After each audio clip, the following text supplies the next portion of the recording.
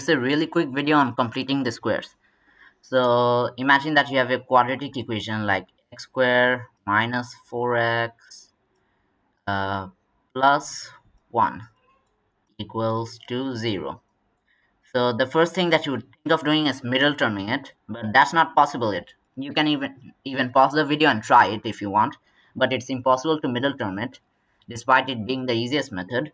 So you have to find some other way of getting the values of x when the value of y is equal to 0. So how do you do that? Most of you would try the quadratic formula, but in my opinion that's a little too long, too time consuming. So here's how you should do it in my opinion. The second easiest method after the middle term method is to complete the square. So the main idea of completing the square is to convert a quadratic equation into a plus or a minus b whole square into either one of those formulas. And the way to choose whether it will be a plus b or minus b whole square is to check the coefficient of the middle, whether it's minus or plus. So the term in the middle is negative, so it will be a minus b whole square formula. So how do you do that? The first step is to ensure that the coefficient of x square over here is equal to 1. So it's equal to 1 right over here, as it's just x square. If it was 2, then the coefficient would be 2 because it's 2 times x square, but as there is nothing over here, it means that it's 1 times x square, so the coefficient is 1. The first step is already done. If there was 2 here, then you would have to divide both sides by 2. But thankfully you don't have to do it here, so it's easier. The next step is to factor 2 out of the middle term. So if we factor 2 out of there, minus 2 or just 2, if it's negative then factor minus 2 out, and if it's positive then just factor positive 2.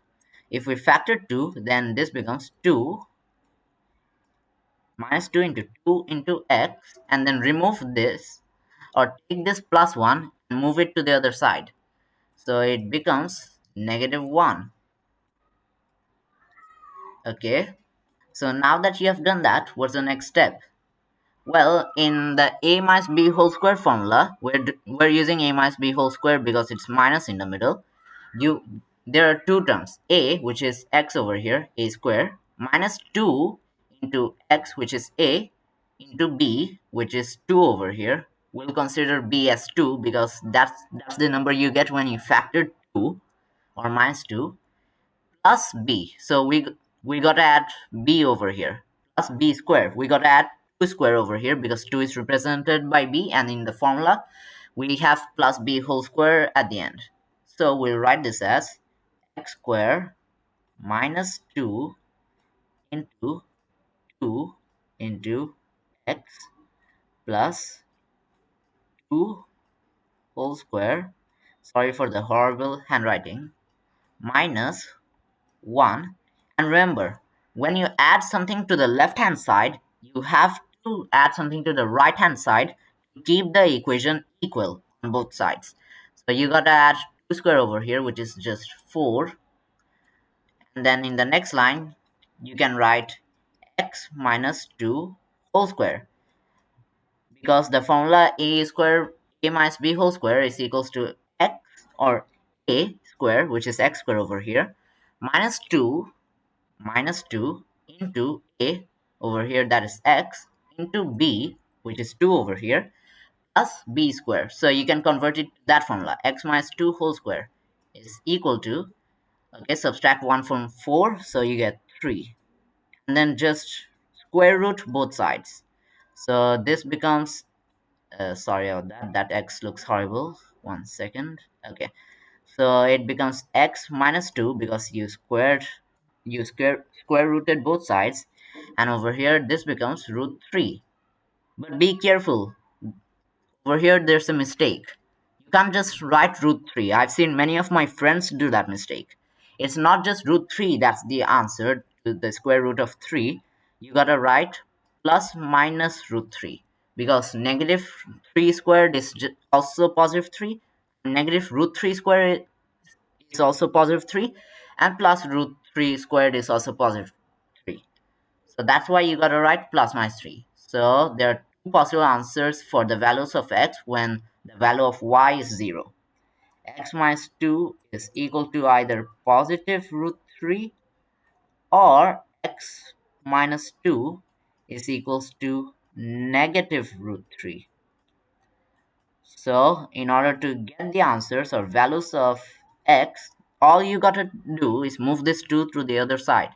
So it becomes x equals to root 3 plus 2. Over here this becomes x is equal to, that's a horrible x, it looks like pi anyways, negative root 3 plus 2. So that's the value of the x-intercept.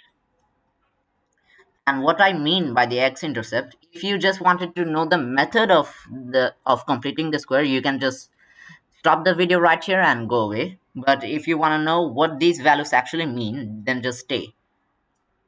So remember, a function of this quadratic equation, x squared minus 4x plus 1, is equal to a function of x. So this function of x is equal to y, because remember, f of x always equals to y. So if y is 0, that means the height is 0, meaning that if we draw the quadratic equation's line or the curve that represents this equation, these values that we get, they represent the values of x where y is 0 and y is 0 at the x-axis, meaning that this over here is minus root 3. Remember, the smallest value is always on the left side because x is smaller on the left side, plus 2. And over here, this point where it intersects the x-axis is root 3 plus 2. And these are called as the x-intercepts because over here it's intersecting the x-axis. So that's why they're called the x-intercepts. And that's basically the explanation for these values. And one last thing, just give me a moment. Okay, what if instead of writing 0 over here, they wrote y. Wait, just let me fix this y. Yeah. Okay, so just, okay. What if instead of writing 0 over here, they wrote y? And they ask you to find either the lowest value of y or the minimum or the largest value of y, maximum or minimum value of this equation. So how do you do that? Well, it will be slightly different because this side does not have 0 in it, it's y. So you would have to do something, so you can't move this 1 over here because it's y over here. You gotta keep the 1 on this side. So how do you do that? Well, you just follow the first steps the same way. So minus 2 into 2 into x, and then over here it's plus 2 square. And here's where things become different. You keep the 1 here, and also if you want the right hand side to equal to the left hand side, then you gotta write minus 2 square over here, minus 2 square, and then add 1, okay, equals to 0. You can move the 1 over there because we need the lowest or maximum value of y.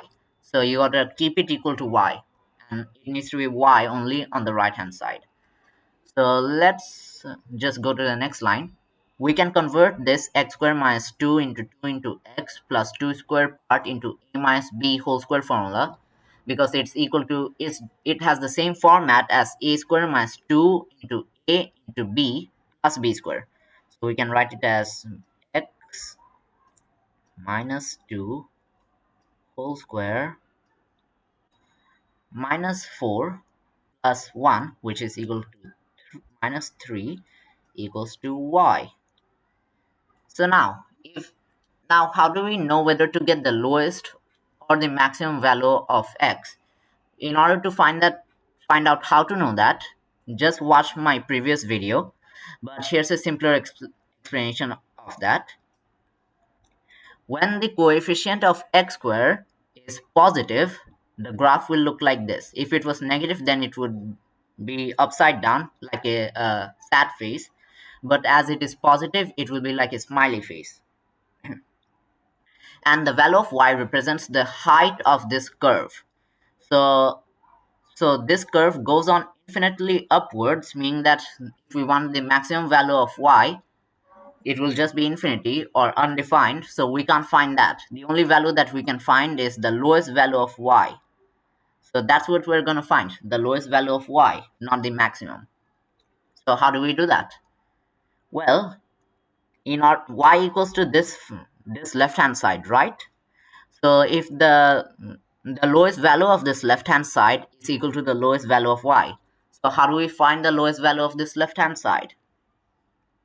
Well, over here, x minus 2 whole square. Remember, any number squared is always positive.